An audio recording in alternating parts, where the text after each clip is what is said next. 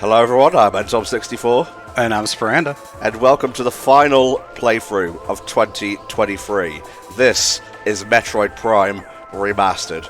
I gotta say, just being on this title screen is sending me all the way back to 2002. I'm sitting in fucking psych class, I'm reading a Nintendo magazine about how cool this game is going to be. I don't own it, but I must own it. I think I had Fusion at the time.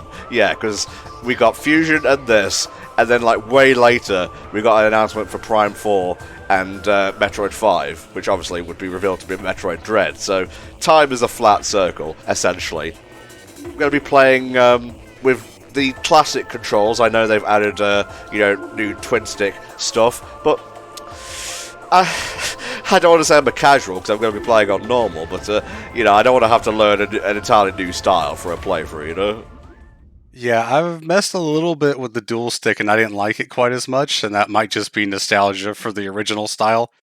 The gyro also, I would say, doesn't work as well as the Wii version. They did bring back gyro controls for the Switch release, and like I said, the Wii pointer is just way better in that aspect, so it's fine. I definitely prefer the casual, especially because I've had experience with the randomizer, which is on the GameCube version, so I'm more used to that playstyle recently anyway. Fair enough. I'm sure you remember, on the lead-up to this just randomly being dropped and stealth released on a Nintendo Direct this year, there was a lot of rumours about like a Metroid Prime trilogy collection coming to Switch. I felt like that rumour resurfaced like every other month, but eventually, no, we just got this separate. And apparently there's rumours that we'll be getting 2 and 3, but they won't be as remastered as this one. Honestly, I'm not sure what to believe, but Spar has assured me that if 2 Echoes releases in remastered form, he will be the one playing then. Yeah, 2 is definitely my game, as shown by the HFC All-Stars Marathon where I played it when we were raising money for charity then. But about this game specifically, I think I actually spent a lot more time with Echoes in my younger years than I did with this one. There's a lot of reasons that I didn't like this one quite as much when I was younger. I think it has to do with the dark and light thing that's in 2 compared to the more, I don't want to say generic, but more normal beams that aren't fitting in with that theme, I suppose. This game is more of a callback to the classic Metroid than Echoes is, and considering I never played any of the 2D Metroids, it's a bit of a different beast in that aspect. Fuck yeah, buddy, we are so back. It's so pretty, too. The game looks awesome. It's kind of weird that this is one of the best looking games on the Switch when it's a remaster. Yeah. Alrighty, here we go, back into the saddle as Samus. For those that don't know, this is a first-person game. Nintendo actually describes this as first-person adventure, not a first-person shooter, which is... It makes sense, I guess. There's more of a focus on exploration than there is anything else. That's a missile. Okay, duly noted. Good stuff. On any other control scheme, aside from Classic, they actually swap the scan visor over to left on the D-pad, which does not make any sense. Right. So how do I get out of visor mode? Press A or up on the D-pad. Okay.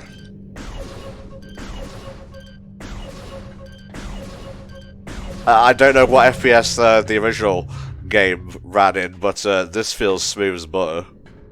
Pretty sure it was also 60. I'm not sure about the Wii version. That one was probably also 60 from my memory, but I think all versions of Prime have run at 60. Or at least whatever equivalent, because there was obviously a PAL version as well.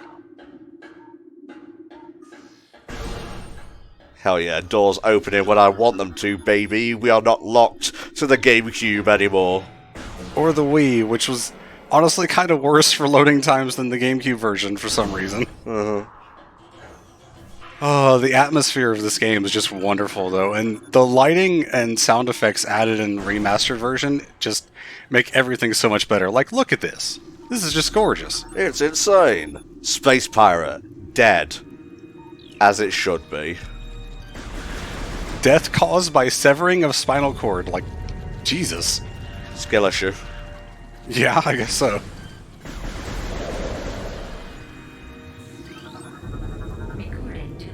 Don't worry, I'm not going to be scanning everything. I'm just getting it out of my system now.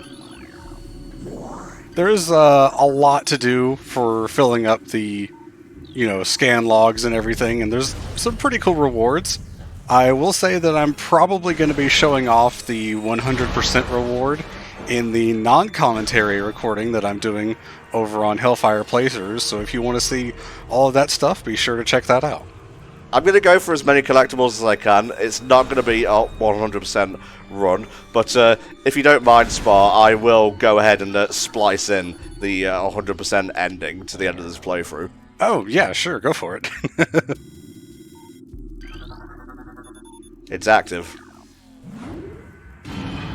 Ooh.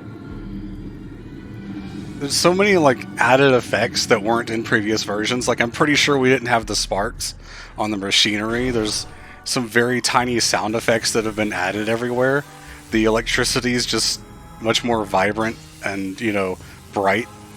It's just one of the best looking games. Get shit on Elden Ring, go to hell, Starfield. It's all about Metroid Prime Remastered. I think they made the light that's on the Morph Ball more saturated, so it's actually brighter as well, and I think it looks great. Retro are really preparing for Prime 4. This is kind of like a proof of concept more than anything. Yeah, we actually didn't know who worked on this remaster for a while, up until like when it was shadow dropped, there was no mention of who actually worked on it, if it was Retro or anyone else. So we had to wait for people to finish the game to see the credits, and it turns out it is Retro that did this with help from other developers. If I can scroll down and see who that was again real quick. It was... my page is jumping around. Iron Galaxy Studios is the other one that's listed here on Wikipedia as the other main development studio that helped Retro with the remaster. I'm not familiar. Let me see if I can check out other stuff that they've done. They worked on Rumbleverse, which I remember being pretty popular a few years ago until it got shut down.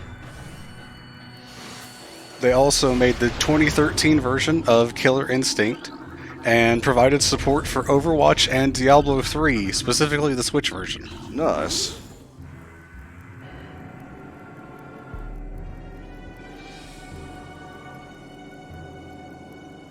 Memories are flooding back to me, both of my original playthroughs of the game years ago, and also my playthrough a couple weeks ago when I was recording, and also places that we'll see later, because I think you know some stuff about the frigate here. Yeah.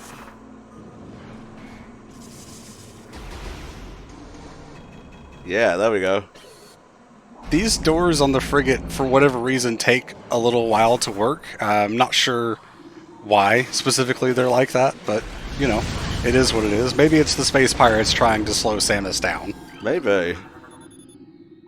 Space pirates have such a funny relationship when it comes to Samus, because they fear her, but they also kind of respect her as well.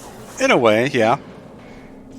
Now, that door off to the side that you are currently ignoring is your first save station, which heals you up entirely, and will also obviously save the game, as save stations are wont to do.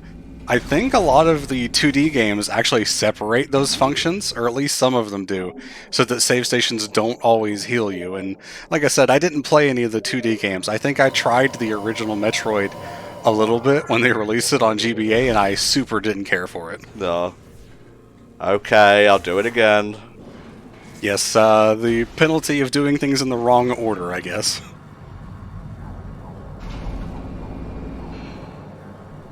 May I leave? Thank you. Oh, yes.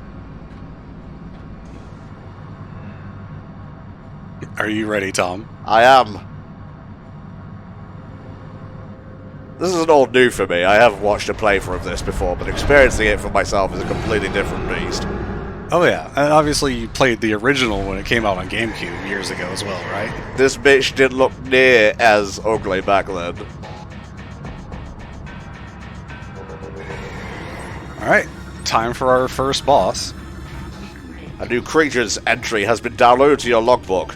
Morphology: Parasite Queen. Genetically enhanced by unknown means. A weak spot has been detected in this creature's mouth. Use your auto-targeting to acquire this new target. Scans indicate the presence of a potent mutagen. Origins unknown. Creature exhibits the ability to fire weapons-grade blast of energy from its mouth, a trait not present in the standard parasite genome. It appears the pirates have begun a bioengineering program with considerable results.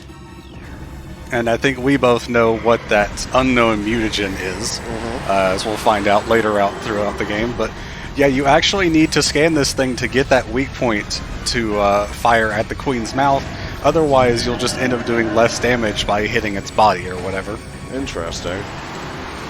There's a couple points like that throughout Prime and in Prime 2 as well. There were a few things where scanning the boss gave you an extra like weak point to hit. Nicely done. Very easy first boss, not gonna lie. Well, it's just there to teach you about locking on and maneuvering, you know, and making sure you don't waste all your ammo firing against a solid surface. The original Metroid Prime did have a thing where you could rapid fire missiles by tapping missile and then fire with the power beam backward, like back and forth, and it would, you know, reload the missile into the chamber quicker, I guess is a way to say it. You can sort of do that in Remastered. It's a little bit slower, but you can still do kind of the same thing. No, Spar with all the tech and whatnot. As I said, I do have experience with randomizers, and I've watched some speedruns, so you're going to be getting the Spar, I guess, class in, you know, special stuff of Metroid Prime again. Minimal injuries? Don't think so. Well, it was when you started scanning him, anyway. Yeah. Let's get the fuck out of Dodge. Oh, hey. It's actually like the most alive space pirate in the whole place.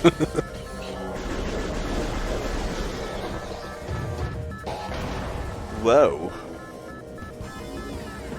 And now begins the long trek out of the frigate, because the place is going to blow and you got to get out.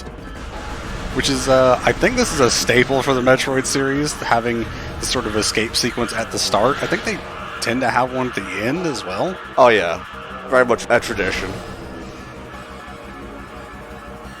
I don't know how this stacks up against other escape sequences. I've seen, like, the one in Super Metroid, which feels pretty basic by comparison, which is probably more just because it's a SNES game than anything else. God, I only played Super Metroid like a year or two ago, and I gotta be honest, I've been spoiled by better control schemes. There's a lot about the 2D Metroid games that I can't get into for whatever reason, whether it's something about the exploration just doesn't feel the same as the Prime games, or 2D controls or whatever. I mean, I tend to not like 2D games in general, like I don't like 2D Sonic or Mario. So maybe it's just a thing with me that I don't like the 2D platformer games, I don't know. Yeah, it's you. You're the problem. In this case it is. There's nothing wrong with those games, I just don't like them. I can admit when it's just not for me. I can admit when I'm the wrong with poopy game opinions. Open the bloody door. There's no reason to worry about the timer on this escape, by the way, unless you scan every little thing and, you know, spend hours going everywhere. You're not going to run out of time. It is a very linear path, and there's not much to get in your way. I can't recall if I ever died on this. I don't know if anyone's ever died on this. I'm sure someone has. I'm sure someone has just kind of sat still to wait and see what happens.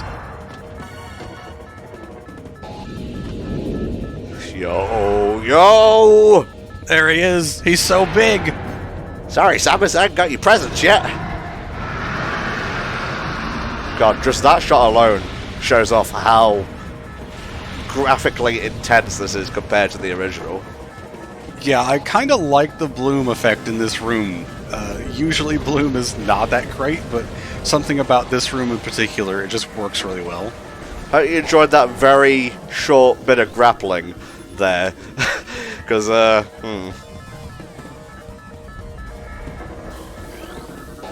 Now, I don't remember if this was in the original game, but sometimes there's like an arc of electricity across that hallway that actually blocks you from going in, and I wonder if it's like a hidden loading screen kind of thing, because I ran into that a couple of times when I was trying to record, and I'm like, what the hell is this? I've never seen it before. It may very well be. So yeah, this is also a Metroid staple. You start with all your power-ups, and then boom, some shit happens. Samus trips, I guess, and loses most of them for the majority of the game. Yeah, we actually had a lot of things like the charge beam and the bombs, and I don't think we had power bombs actually in the intro. We did have the boost ball, which I think you could have used, but the game doesn't tell you about it. Right.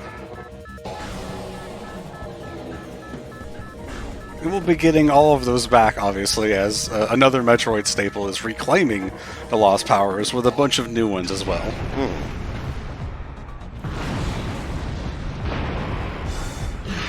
It's okay, we have many other stations for you to blow up. For whatever reason, there's 3 minutes left on the timer for this thing to explode, but it's exploding now. I guess things picked up once we were out of danger. Space-time is relative.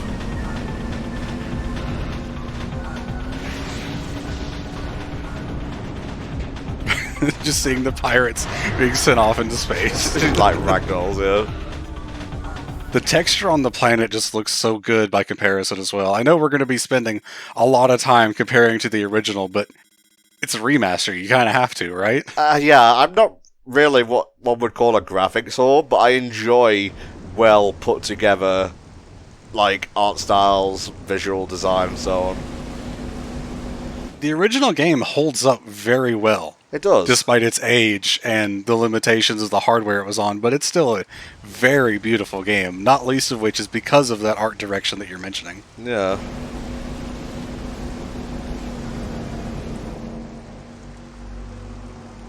Just the atmosphere of the game. Like, I'm going to keep going on about that too, because as a Metroid game, it has to be atmospheric, because you're not getting a lot of story, you're not getting a lot of dialogue. Other M notwithstanding, but, you know. It's okay. We've moved past that, we've healed. It's part of the canon, I can accept that. We can move forward now. New extras unlocked in the main menu.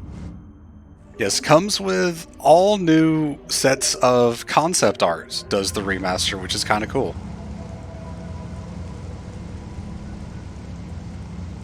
The rain effects completely updated so that everything flows naturally across the arm cannon and actually falls into the grooves. Like, the amount of detail in just that little bit, like, who's going to pay attention to that, really? Not me, that's for sure. I was looking up the version differences and just the amount of things that are changed that are so minute, just so incredibly minuscule that no one's going to pay attention to, that they thought of to change and update. Makes me appreciate it, and now I do notice those things because I know about them. You fucker. The first thing I meet on an alien world attacks me. Seedling. Well, you know, go fuck yourself.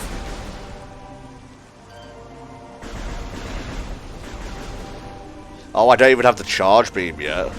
Nope, they took basically everything but your power beam. Feel so naked right now. Alright, we're here a bit early, but welcome to the Impact Crater. Here's our way to the final boss. Yeah, nice spoilers, Spar. I mean, it is what it is. It's not like you can go any further than this right now. What's all this then? Recording to logbook. Field team reports are in on an aged structure of alien design built on the surface of Tallon IV. Studies show this structure projects a containment field.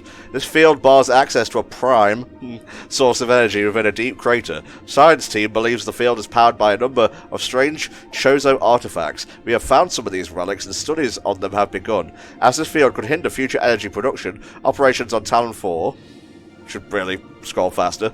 We must dismantle it as soon as possible. If this means of destruction of the Chozo artifacts, it will be done. Now, another thing I was looking at in the version differences is that the artifacts are actually mentioned more often in lore scans. I think the original Japanese version didn't mention them as much, so I guess players had to piece things together more in terms of the story and what you had to do because of that. Alrighty.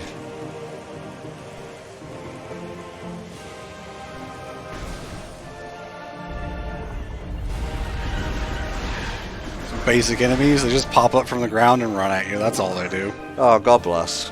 That would probably be me if I was in a video game. It's like, oh, am I going to be like a boss character or a guy who helps the boss? No, you're going to be the dude who just runs at the protagonist. Man. I would just be like an item container or something that would just drop health if you destroy it. Would you even have like eyes or a face? No, it'd just be like one of those pods on the wall. Oh. Well, I guess we can't have everything. Alright, well, that was everything in the first area. Time to move on. Hell yeah. Imagine if we ended the first episode though. Well, I figured the first episode would end at the end of the tutorial, the prologue there, but, you know.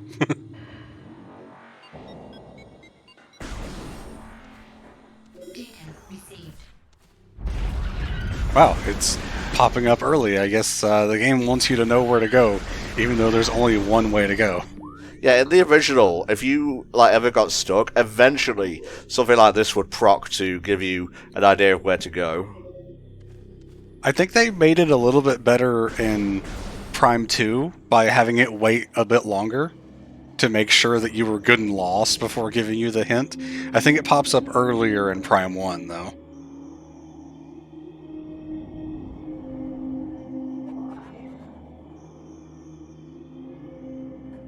The Chozo Ruins, and this is actually a very unique room in terms of the entire Prime series. There are 4 items in this room. Wow. How many of them can I get right now? None. Whoa! Amazing. You could probably get one of them if you knew the right tricks, but I think the other 3 are completely out of range at the moment. Oh, I wish I knew some tricks.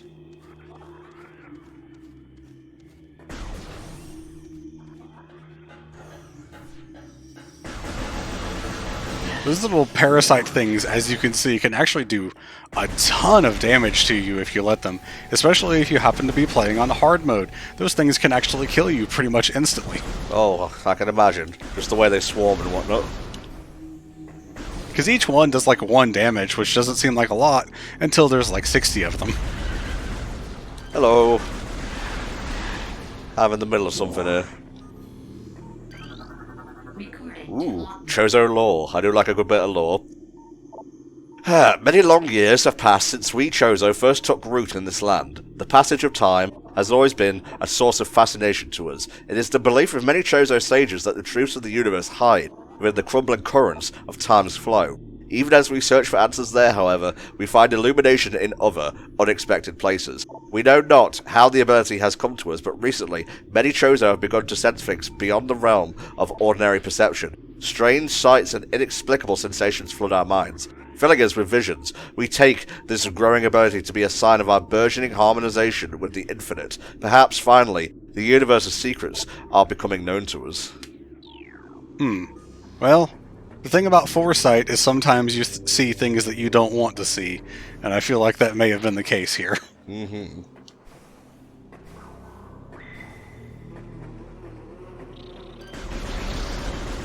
Always hated these things. Those enemies, the war wasps, are almost certainly probably part of the reason why I have a phobia of bees and wasps throughout my whole life after playing these games.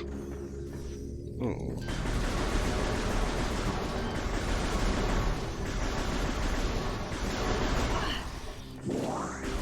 I ain't promising a no-hit run here, I can tell you that for free. Very hard to do for these games. I know quite a number of people that have attempted it, and very few that succeeded. Oh, hey. It's a bit of a dark room, so they gave you an enemy that lights it up for you. Yeah. Not as dark as in the original, though. I have a friend, actually, who doesn't care for the new art style. He prefers how dark the original game was. I can kind of understand that. It's a lot brighter both because of the, update to everything and just because it's on high definition, so it's not having to deal with 480p and, CRT TVs and whatnot.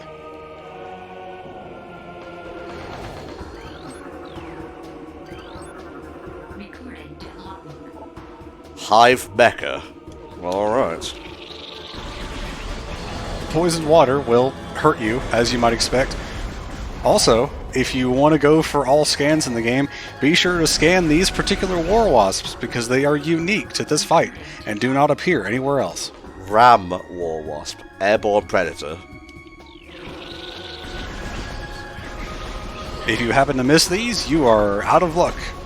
Fortunately, I'm not sure if this is a new thing for the remaster, but there is a sort of new game plus where once you finish the game, you can actually go back in and it'll keep all of the scans that you had so that you can finish the book in like 2 runs instead of having to do everything again on a new run. Right.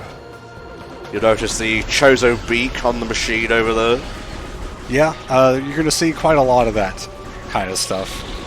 I will say that this room kind of sucks if you happen to fall into the water because I'm pretty sure there's no way to get out if you fall in, because water is going to hamper your movement enough that you actually cannot jump out of it.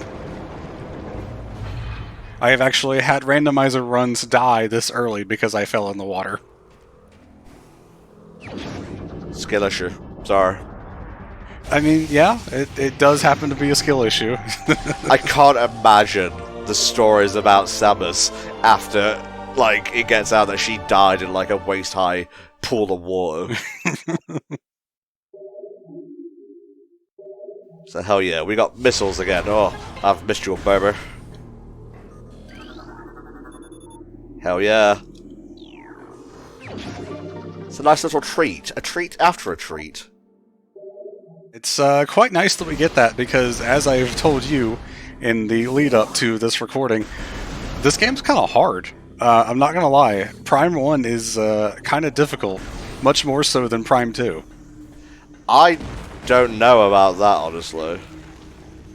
Well, maybe it's because I have a lot more time in Prime 2, but I just never find myself challenged by anything, and again, that's almost certainly because I've spent so much time playing it, but during my run during HFC All-Stars, like I said, there was 2 points that I ever thought I was actually going to die, and that's during a couple of very specific boss fights. And any other time I was like, yeah, there's no chance that I'm ever going to take enough damage to die. And in this game, I feel like I could die at almost any point because things just do a lot more damage here. Well, what's down here? You see Samus's reflection in the... I think they actually added that as part of the remaster, that you can see her reflection in the visor when you fire a missile near a wall. That used to not be a thing. They had the reflection in the visor, but they've added it to more effects, I believe.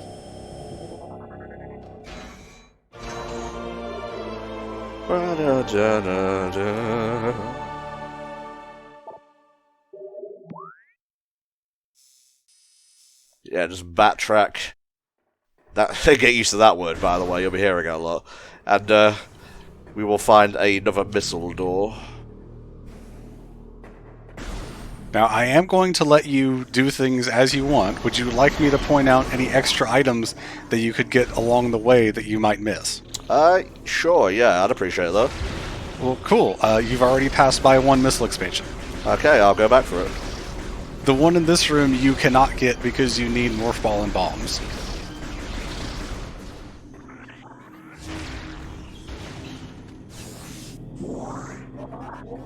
Right, going back.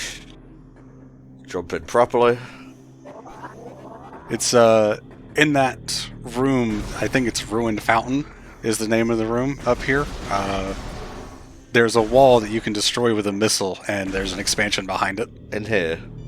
Yes. Lol. My home. My sweet home. Ah. Cheeky bugger. There's also another item in this room, which, again, you need morph ball and bombs to be able to get to, unfortunately.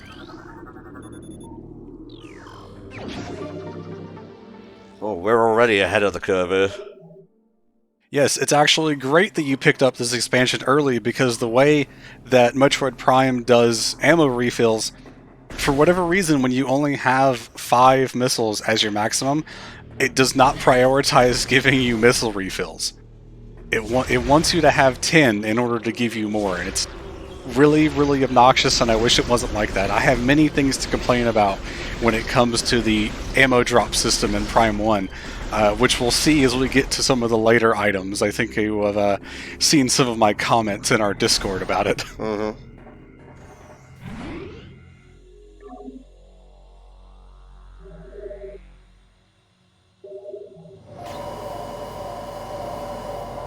Thankfully, these save points are semi-frequent. You won't really get sent back too much. You won't be penalized too harshly. I don't think they added any kind of auto-saving, like some people probably would have wished for in this game, but it's really part of the experience, the Metroid experience, to have the save states. I think Dread had checkpoints that would auto-save at certain points, which some people did complain about, if I recall correctly, but I think Dread is a harder game than Prime anyway, so I'm all for it.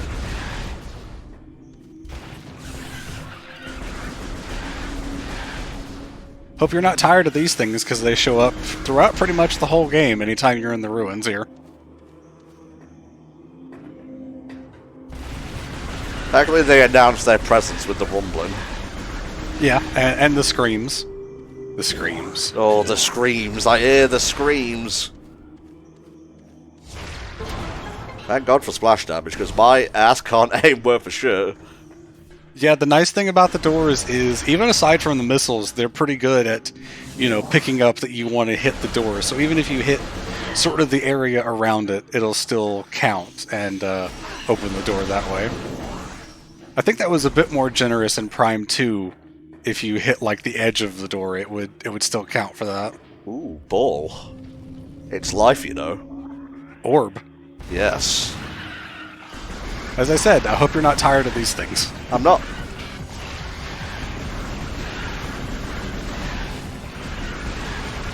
As you did mention a second ago, the missiles do have splash damage, so you can take out multiple at once with your missiles if you hit the right spot like that. Yeah. You might not want to use all of them up, although there's quite a number of drops here that you can pick up, so not that much of a problem, actually. Well, here comes Mummy. It's too bad that ammo drop is right in the cutscene, though. I wonder what its weak spot is. Gosh, how could you possibly figure it out?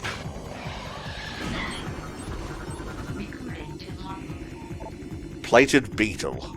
Vulnerable only in the rear. Fuck me, light. You got it. It reminds me of the time that I wrote a guide for Star Fox Assault, and the way to beat every boss is fire at the big purple light. So I just, at the end of the guide, I was just like, can you guess what the boss's weak point is by this point? He ain't wrong. You go to... You have to stand still long enough for it to dash. It's very annoying. There we are. Owned. Fun fact, if you come here in a randomizer with the charge beam, one charge shot actually kills it instantly, instead of 2 missiles. Ballin'. Speaking of... Yeah. Nice. Scan Visor doesn't give you anything. You gotta look up stuff in your menu. Every time you get one of these major items, your menu will have more info about the item that you picked up, as the game is literally going to explain right now. Hee-wee. And there's once again 2 items in this room that you cannot get. Well, at least I have ball. Just one ball.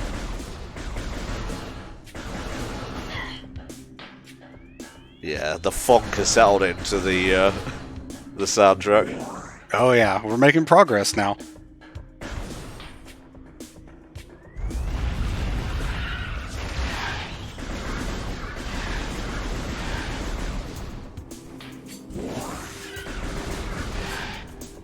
if I remember correctly, we're going up there next.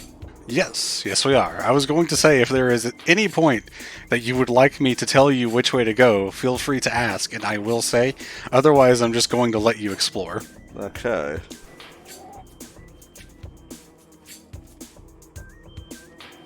I think you can actually climb up by those little steps right there, but that's not the normal way to go. I think there's enough ledge to land on there. Maybe not. Alas.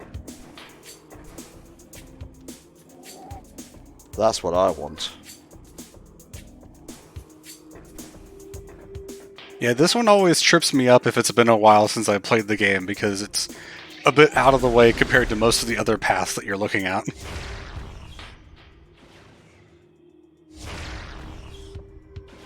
This is exactly how I used to play, because I hated the war wasps so much. I would just take aim from so far off and hit them to destroy the hive before I had to deal with the wasps themselves. I'm not a fan of wasps IRL, so... Hey, motherfucker. That's a good way to get all your stuff back instantly. Yep, as much damage as these guys can do, if they all drop, ammo and healing items, you end up mostly in the positive, really, depending on what you get out of them. Choked by overgrowth. The surges of negative energy brought by the meteor far exceed our expectation. We Chozo have yet to find a way to rid ourselves of the great poison. All we can do now is sit it away and wait for the day when a power to purify the poison appears. However, it is already impossible to collect all the pieces of the great poison, as it has already spread, seeping into the planet and hardening. That's another thing that was changed in later versions, is that the lore scans will explain how the Phazon spread across the planet quicker than how it was originally described, to match up with how the Leviathan seeds work from Prime 3, right, and how the Phazon spreads that much faster in those descriptions. Is that a retcon, would you say? A little bit, yeah, because I think it was more spread out, I guess, across time for the Phazon to, corrupt the whole planet. I mean, a planet's a planet. It's a big frigga. It would take a lot of time.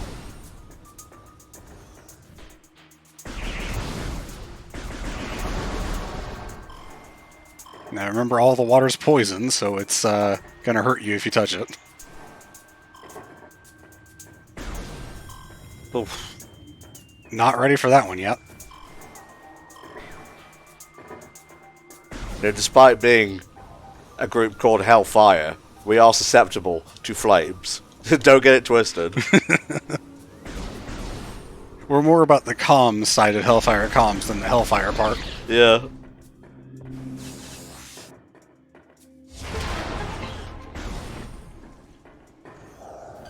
I feel like this is one of the most iconic rooms in the whole game. People remember this one a lot. Oh yeah, for sure. I feel like there's a lot of iconic rooms. It kind of comes from being an iconic game, I suppose. Yeah. Where are we going exactly? Are we going up, or there's like a door down there? Yeah, you can't go up just yet. You're also now stuck in the poison water. Lesson learned.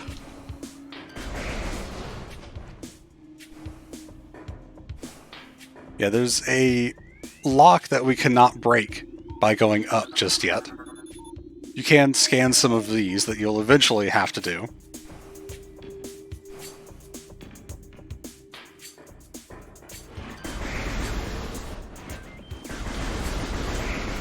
Not today, sucker.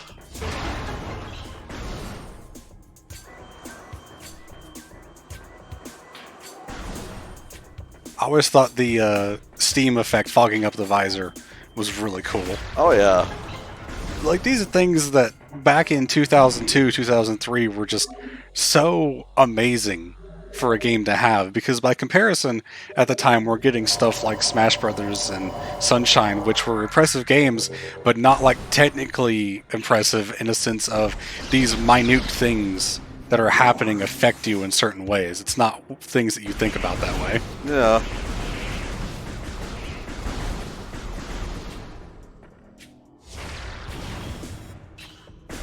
Alright, Mr. Pedant.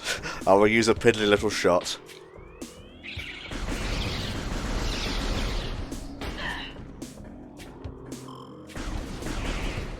I will say, anytime there's an item nearby, there's a little sound that you can hear. It's kind of like, Oh, like that.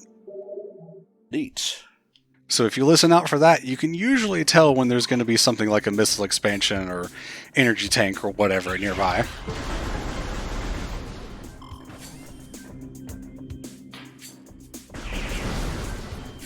I don't even know if this is the correct way to go, but I'm going there. Yes and no, actually. There's a funny thing about that. The item that we get here is not required until later in the game, and according to what I have heard, the developer intended path does not actually expect the player to come here until later on. But it's so easy to just come here and do this now, like, why would you not? Within this room. Okay.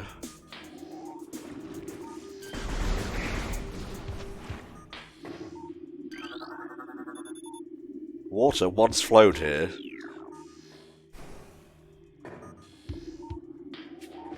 Aha. Well, you've got to get rid of those things first before you can scan the thing.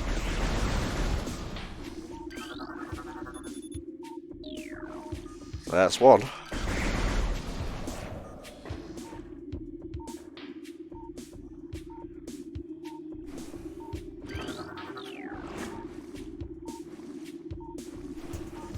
I think it's being blocked by, like, some of the tree roots and such.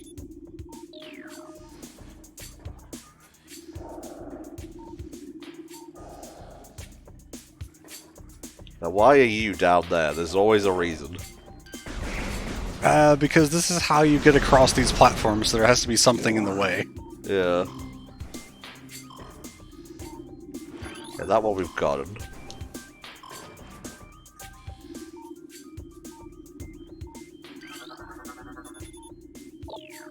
That's 3 down. Yeah, just missing one though.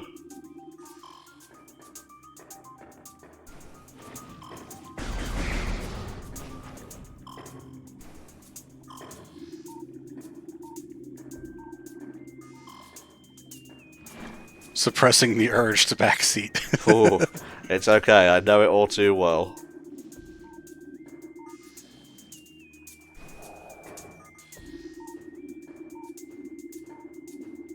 There's a few of these find for runes and scan them things here in the ruins. This is probably the most esoteric of them. I don't even know if that's the right word, where the position of them just feels kind of weird.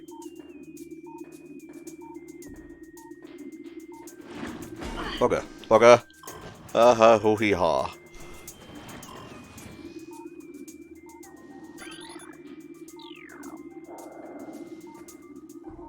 You may give me a hint, but do not outright spoil.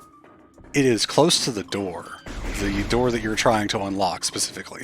Okay.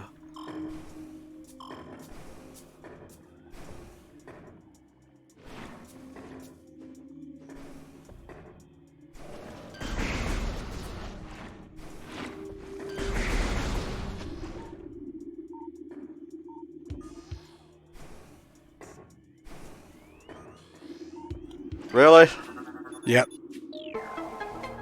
Yeah, that's the one that's always weird, especially because it's just above the one that's below the gate.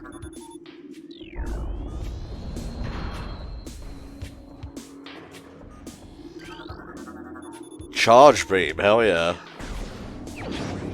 This item is not required until a pretty decent ways in, but you can grab it now, so why wouldn't you? You know?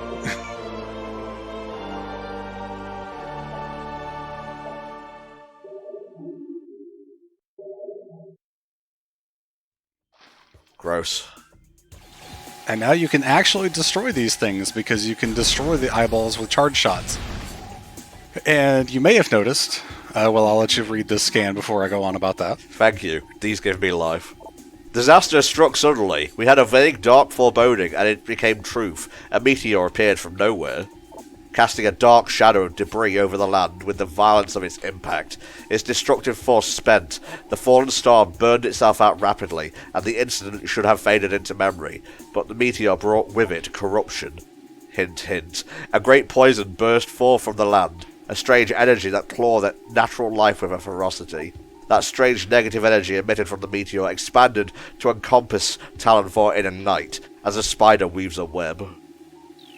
Yeah, that would have been one of the ones that was changed to explain how fast it spread by comparison. Now, the thing that I was going to say is that in order to charge up the beam, you might notice you have to fire 3 normal shots beforehand, and this is different for every one of the beams that you get throughout the game. It's a thing that they added in the remaster to make it so you can't spam the charge shots as easily, and it's probably the most controversial change in the entire remaster. It's weird, and it kind of messes with the flow of combat. I don't like it too much, but in the end, it's not that big of a deal, I suppose. In the end, Spar, it don't even matter. It don't even matter. You sort of get used to the shots that you need to fire, and like I said, it is different with every weapon, the amount that you need to do, because they fire at different rates normally anyway. Have a little savey poo, and I guess that will be our first episode. Oh, nice. The era of GameCube saving where everything is fast, except it's not GameCube anymore. No.